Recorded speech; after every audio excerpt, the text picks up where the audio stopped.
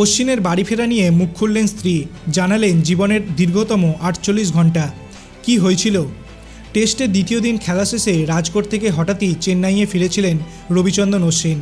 আবার চতুর্থ দিন চা বিরতির পরে এসে দলের সঙ্গে যোগ দেন তিনি। মাঝের ৪৮ ঘন্টায় ঠিক কী হয়েছিল? রাজকোটে টেস্ট শেষে সেই ঘটনা নিয়ে মুখ খুলেছেন অশ্বিনের স্ত্রী প্রীতি নারায়ণ।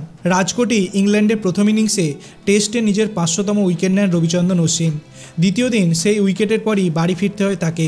চতুর্থ দিন মাঠে ফিরে নিজের ৫০১তম উইকেট নিয়েছেন তিনি। সেই প্রসঙ্গে ইনস্টাগ্রামে প্রীতি লেখেন, ভেবেছিলাম হায়দ্রাবাদে ৫০০ উইকেট হয়ে যাবে, হলো না। তারপর ভেবেছিলাম বিশাখাপট্টনমে হবে, সেখানেও ৪৯৯ আটকে থাকতে হয়েছিল। তাই তখনই বাড়ির সবাইকে মিষ্টি খাইয়ে দিয়েছিলাম। রাজকোটে ৫০০ এলো, আবার চলেও গেল। ৫০০ আর ৫০১তম উইকেটের মধ্যে অনেক কিছু ঘটে গেল।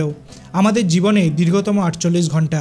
বাড়িতে ঠিক কী হয়েছিল সেই বিষয়ে স্পষ্ট খবর না পাওয়া গেলেও বোর্ডের কর্তা রাজীব শুক্লের কথা থেকে পরিষ্কার, অশ্বিনের মায়ের কোনো শারীরিক সমস্যা হয়েছিল, সেই কারণেই বাড়ি ফিরেছিলেন তিনি। অশ্বিনের কৃতিত্বে গর্বিত প্রীতি। তিনি আরও লেখেন, ৫০০, ৪৯৯ আর তার আগে যা যা হয়েছে সব এক কথায় অসাধারণ। কি অসাধারণ ক্রিকেটার, তোমাকে নিয়ে গর্বিত, আমরা তোমাকে অনেক ভালোবাসি। দ্বিতীয় দিন খেলার শেষে অশ্বিনের বাড়ি ফিরে যাওয়ার কথা জানা যায়। সাংবাদিক বৈঠকে রোহিত জানান, দলের সবথেকে অভিজ্ঞ ক্রিকেটারকে না পাওয়া অবশ্যই ধাক্কা ছিল, কিন্তু অশ্বিনের বাড়ি থেকে খবর আসার পরে সঙ্গে সঙ্গে তারা ঠিক করে নিয়েছিলেন যে অশ্বিনের সিদ্ধান্তকেই চূড়ান্ত করা হবে। যদিও দুদিনের মধ্যেই আবার দলের সঙ্গে যোগ দিয়েছেন অশ্বিন। চার্টার্ড বিমানে তাকে নিয়ে আসার ব্যবস্থা করেন বোর্ডের সচিব জয় সাহ।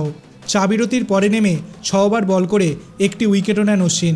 আপনার কি মনে হয়, দলের প্রতি দায়বদ্ধতার জন্যই কি অশ্বিন দলের সবথেকে অভিজ্ঞ ক্রিকেটার? আপনার অভিমত আপনি কমেন্ট সেকশনে জানাতে পারেন।